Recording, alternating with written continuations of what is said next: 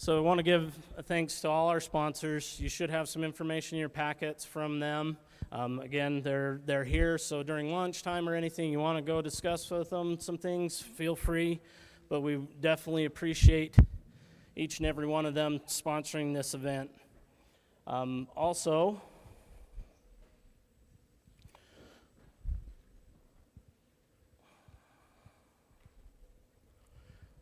what we have is we want to thank the NRCS, your local conservation districts, and the UDAF, Utah Department of Ag and Food. They've come together in this partnership for 4 years to be able to put these workshops on for you. We do them 3 different locations throughout the state, and share this information so you guys can come and attend it for free. So definitely make sure if you see some people wearing these crazy UDAF uniforms or NRCS, to thank them so that you can be able to have good speakers come in and teach us about soil health. Now, one of the funny things is it seems no matter where I go, I always run into people when we talk about soil health, they always say the same thing. It won't work here. Doesn't matter where I am. I worked in Illinois and Arizona. I've had time I've spent in Africa, same thing. Always someone says, well, that's there, it's not here. It doesn't work here. And what I want to do, we're going to show you a short little video clip. We have some guys here in northern Utah who are doing these principles and practices on their farms, so it can be done here. So don't think it can't.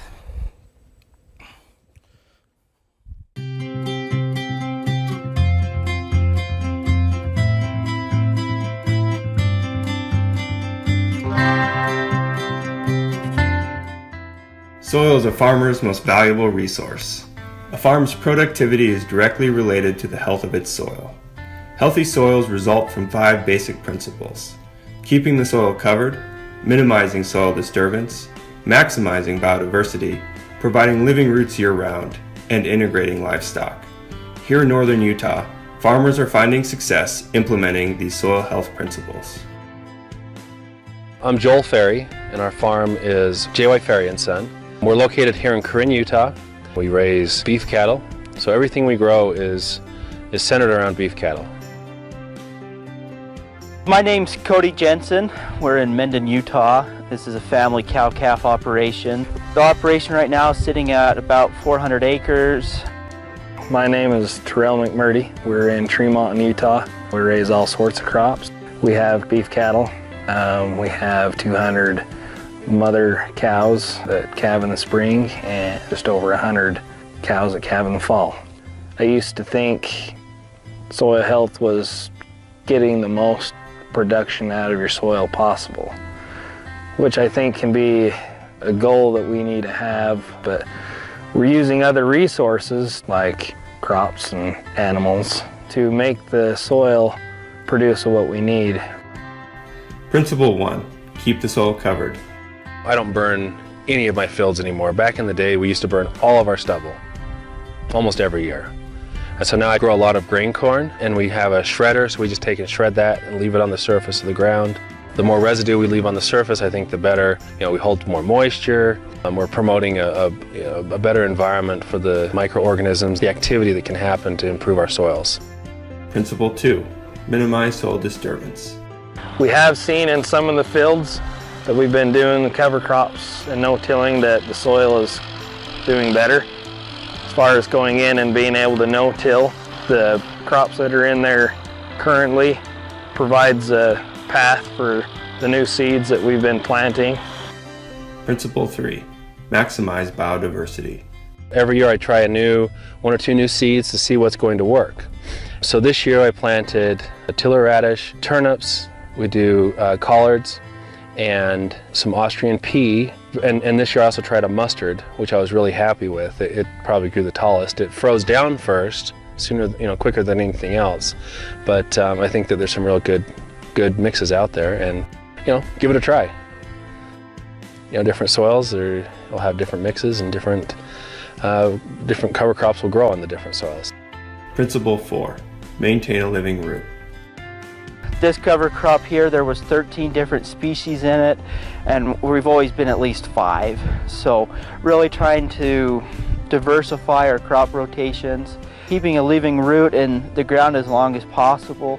One of the things that we've liked with our cover crop mixes is the brassica component. Your purple top turnips, your kale, your maybe even your daikon radishes to an extent, but they stay green so long into the winter, and so that really helps keep the soil biology going longer throughout the year.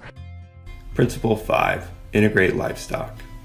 On our grazing programs, we use rotational grazing. It's not the high intensity grazing where we're moving an electric fence every day, but like this, here we have 100 cows on 25 acres, and they're here for 2 weeks, and then we move them out. They graze these cover crops for 2 weeks, and then they move on to the next cover crop field, and we'll rotate them through that way. So it's a rotational grazing that works for the soils and for the grasses and for the size of our pastures. We as ranchers and farmers, we need to learn how to adapt these soil health principles to this region. And if you think you're just going to do it once and succeed at it, you're going to be kind of disappointed. It takes some learning. It's a whole different mindset. And so if you have a failure, don't give up. Just keep working through it. Keep experimenting, trying different things. You will find success. You will be able to extend your grazing season or cut your hay costs or build your soil back up to something healthy. But it's going to take a process. It's not going to happen in a year.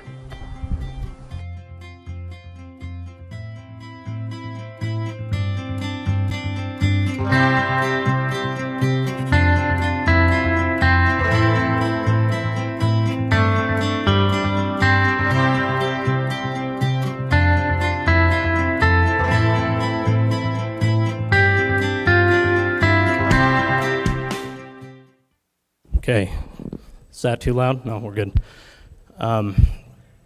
Just a reminder, so today you're going to hear a lot of different things. What I'd like and just ask everybody to do, keep your mind open, try and look at these things in ways of thinking them as principles. Those principles can be adopted anywhere in the world. But again, I said the word adopted. How you implement them on your operation is going to be different than everybody else. But don't get caught up in the idea of maybe this is something done in South Dakota or this is something done in another state. See if there's something that has value and think about how you can put it in your operation. So